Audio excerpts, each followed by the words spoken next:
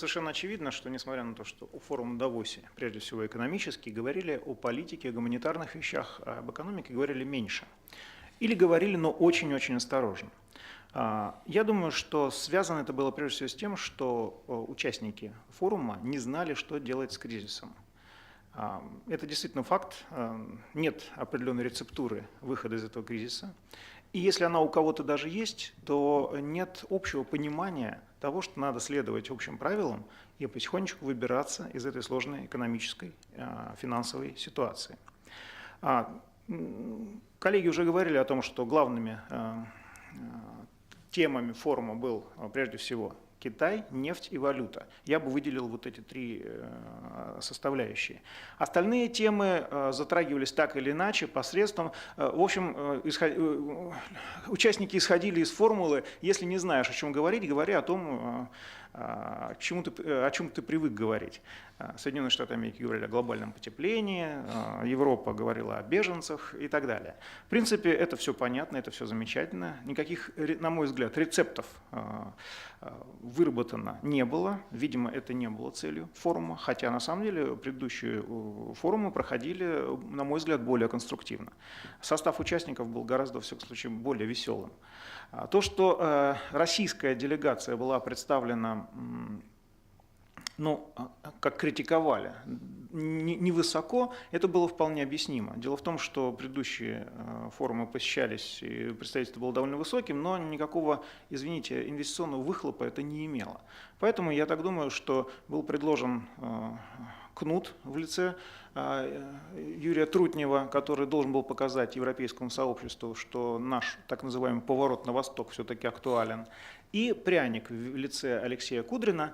Мне показалось крайне забавным, что накануне форума в информационное сообщество было брошено много информации о том, что Алексей Кудрин чуть ли не завтра, послезавтра станет либо каким-нибудь вице-премьером, либо ближайшим советником президента по макроэкономическим вопросам. Тем самым, я так думаю, был подогрет интерес к его участию в форуме.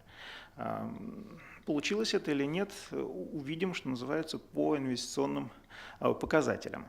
Что касается трех главных тем – Китай, нефть и валюта, совершенно очевидно, что Китай, закрыв свою статистику, всячески давая понять, что его экономические проблемы не такие серьезные, как пытаются представить, это, кстати, озвучил целый ряд западноевропейских фигурантов финансового мира и авторитеты в этой области. Я думаю, что Китай – это своеобразный такой символ веры мировой экономики, потому что очень много от него зависит сейчас, от перспектив его развития. Приняв на себя вот эту всю тяжесть промышленной революции, напомним, что экономический форум проходил как раз под эгидой одной из этих самых промышленных революций, стало понятно, что в Китай проще верить, чем в него не верить. Во всяком случае, так появляется хоть какая-то надежда. И вот на Давосе попытались сформулировать эту надежду. Оказалось, что прогнозы цен на нефть, я перехожу ко второй части марлезонского балета, нефть, они гораздо более оптимистические, чем было озвучено до этого. Причем такой согласованный хор участников экономического форума в этом направлении, он был очень очевиден и очень показателен, характерен был. Потому что экономика верит еще не только в Китай, она верит еще и в нефть, что вот-вот она вырастет и все более-менее наладится. Ну и третья часть – это валюта, валютные войны, как одно из проявлений глобальной экономической конкуренции между странами именно. А здесь пожалуй, была самая тень на плетень, потому что непонятно, что будет с долларом, непонятно, что будет с евро, и непонятны перспективы золотого юаня. Во всяком случае, никто из фигурантов, стран-носителей или эмитентов этих валют, ситуацию прояснить не захотели. И мне кажется, что это сделает в дальнейшем валютные войны крайне жесткими. Отсутствие информации приводит к очень серьезным неожиданностям, а серьезные неожиданности в этой системе приводят к серьезным перекосам.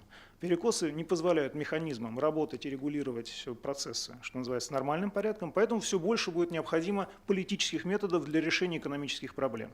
Вот это главная тенденция, которую я бы вывел из Давосского форума.